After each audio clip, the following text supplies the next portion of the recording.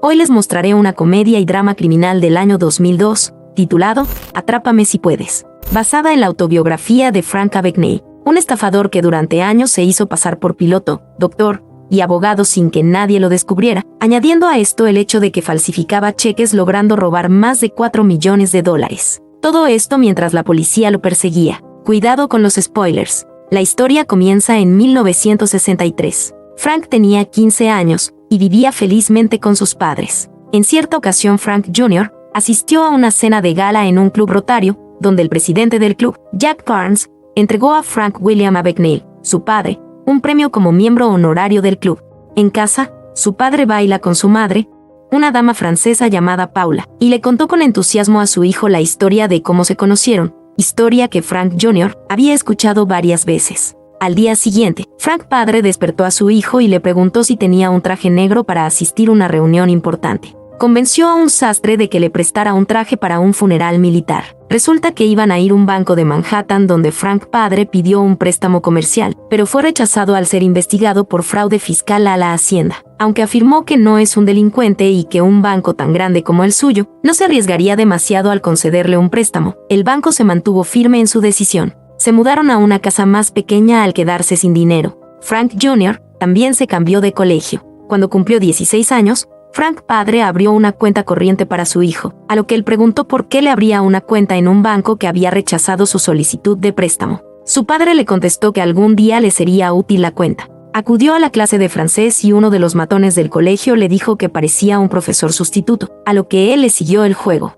Se hizo pasar por el profesor de francés del colegio durante semanas, dando clases y tareas. Incluso celebró una reunión de padres y profesores para hablar de una excursión escolar. El director contó furiosamente su fechoría a sus padres mientras Frank esperaba fuera y daba consejos a una chica, que falsifica una cita con el médico para saltarse las clases. Al llegar a casa, Frank se dio cuenta de que Jack Barnes, del club rotatorio, estaba de visita, aunque su padre no estaba en casa. Sospechó que su madre tenía una aventura con Jack. Ella le dio algo de dinero y le dejó salir. Cuando volvió, encontró a los abogados ya en su casa. Pronto se enteró de que sus padres habían solicitado el divorcio y que tenía que decidir con quién quedarse. Devastado por la situación, salió furioso de casa. Se dirigió a la estación de tren y compró un billete para la estación central. Para sobrevivir, Frank Jr. intentó realizar estafas, pero fracasó porque la mayoría de sus objetivos no recibían cheques. Entonces observó a un piloto de avión que parecía famoso ya que la gente giraba la cabeza cuando pasaba y los niños le pedían autógrafos. Aspiraba a hacerse pasar por piloto, comenzando por hacerse pasar por un estudiante de periodismo para entrevistar a un verdadero piloto de Pan Am. Aprendió cosas importantes sobre ser piloto, como las placas de identificación, frases útiles para hablar con otros interesados, y el tema que más le interesaba, los cheques de pago. Entonces se hizo pasar por Frank Taylor y falsificó cheques de Pan Am para costear su vida. Un día, cuando quiso cobrar un cheque, coqueteó con una cajera del banco. Ella le explicó gustosamente el mecanismo de cobro de cheques en el banco. La máquina micro utilizaba una tinta especial para codificar los números de cuenta en los cheques y luego el número se encaminaba. Frank entonces compró un codificador micro en una subasta para poder manipular los números de cuenta por sí mismo. El FBI empezó a darse cuenta de esta actividad sospechosa, pero no han averiguado su identidad. Frank Jr. se reunió con su padre en un restaurante de lujo y le compró un Cadillac. Sin embargo, Frank padre temía que la Hacienda empezara a sospechar que condujera un Cadillac, teniendo en cuenta su historial de fraudes fiscales. Insistió en tomar el tren para volver a casa y entonces Frank Jr. se fue. Le dijo a su padre que se iba a Hollywood. 3 agentes del FBI, Carl Hanratty, Ambersky y Fox, estaban siguiéndole las pistas en un hotel. Pronto supieron que Frank seguía en el mismo edificio y planearon un asalto. Carl fue por su cuenta a la habitación del hotel, encontrando el cuarto desordenado. Frank apareció y se presentó como Barry Allen, el agente del servicio secreto que llegó allí primero y que también buscaba al estafador. Confundido, Carl le pidió su identificación, pero Frank le distrajo y escapó con éxito, aunque Carl ya conocía su rostro y voz. Frank se reúne de nuevo con un verdadero piloto de Pan Am, al que entrevistó anteriormente. El piloto le habló del estafador, se había hecho popular en las noticias. Los medios de comunicación le llamaron incluso el James Bond del cielo, lo que inspiró a Frank a ser tan genial como James Bond en la vida real. Se compró trajes elegantes y un coche deportivo. Al pasar en un hotel, se besó con una famosa modelo, Cheryl, que se sentía atraída por él. En la noche de la víspera de Navidad, llamó a Carl a la oficina del FBI, presentándose como Barry Allen.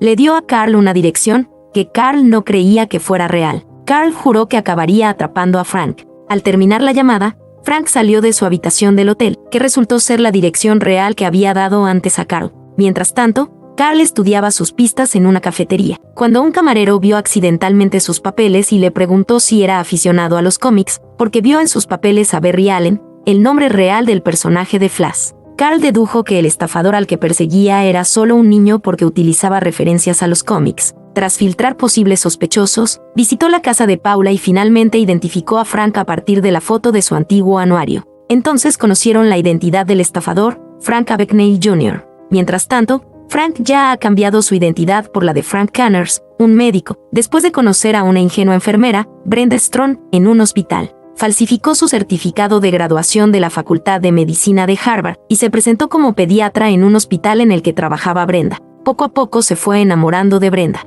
Cuando empezaron a enrollarse en su consulta, le llamaron a la sala de urgencias. Vomitó al ver la sangre y recitó conversaciones de un médico que había visto en un documental antes. Por otra parte, Carl visitó a Frank padre y se fijó en las cartas que recibió de su hijo. Recuperó una dirección de Atlanta, Georgia, e inmediatamente se dirigió allí con su equipo. Afortunadamente, el apartamento estaba vacío. En su nuevo apartamento, Frank estaba con Brenda. Ella le dijo que la habían echado de su casa después de haber abortado hace unos años. Frank decidió ayudarla conociendo a sus padres y pidiéndoles permiso para casarse con ella. Se enteró de que el padre de Brenda era abogado, así que elaboró una historia de que era un abogado que había ejercido derecho durante un año, antes de estudiar medicina. El padre de Brenda parecía atraído por los antecedentes de Frank.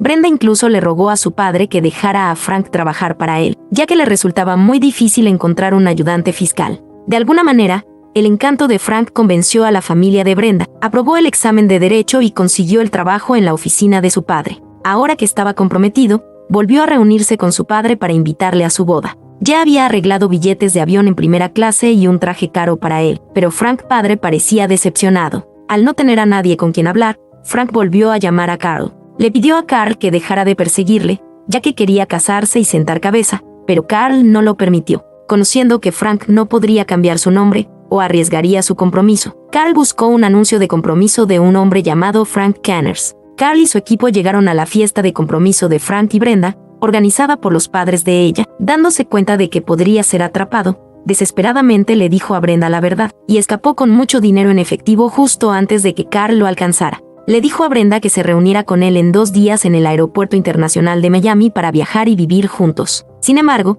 cuando Brenda llegó allí exactamente a la hora señalada, Frank notó que había agentes encubiertos del FBI a su alrededor y se negó a salir de su coche. Se alejó, dejando a Brenda desconcertada en el aeropuerto. Sabiendo que el aeropuerto estaba fuertemente vigilado y que era imposible que subiera a un avión sin ser visto, Frank utilizó su identidad de piloto para organizar un programa de reclutamiento de azafatas en el campus, y reclutó a 8 hermosas chicas para llamar la atención de la policía, mientras se colaba en el avión con destino a España. La investigación continuó. El FBI se enteró de que Frank utilizaba cheques reales e impresos que solo unos pocos lugares podían producir. En Europa, uno de esos lugares es Francia. Carl recordó su entrevista con Paula, que le dijo que venía del pueblo francés de Montixar. Él persiguió a Frank hasta ese país y lo encontró en el lugar donde imprimía todos sus cheques falsos. No creyó que Carl fuera a capturarlo realmente, pero tras salir de la instalación, fue inmediatamente capturado por la policía y trasladado a una prisión francesa. Carl y Frank están ahora en un avión que se acerca a Nueva York. Frank le recuerda a Carl su promesa de llamar a su padre una vez que aterricen, pero Carl responde que su padre murió tras caer por las escaleras. Frank está destrozado por la noticia y se encierra en el lavado del avión. Luego escapa y corre a la casa de Paula. Observa desde la ventana que su madre se ha casado con Jack y tiene una hija pequeña. A continuación, Frank se entrega a Carl y es condenado a 12 años de prisión. A veces, Carl visita a Frank y le cuenta sus historias en el trabajo. Frank ayuda ocasionalmente a Carl con pistas en los controles de fraude. Más tarde, Carl le propone a Frank colabore con el FBI, ayudando en las comprobaciones de fraude, para que su condena se reduzca potencialmente. Frank acepta, pero no se encuentra muy cómodo en el trabajo de oficina. Así que una vez más planea utilizar su identidad de piloto para huir. Carl se reúne con él en el aeropuerto y, sorprendentemente, lo deja realizar su estafa ya que como esta vez nadie lo persigue, está convencido de que Frank volverá el lunes a la oficina del FBI de nuevo, cosa que hace.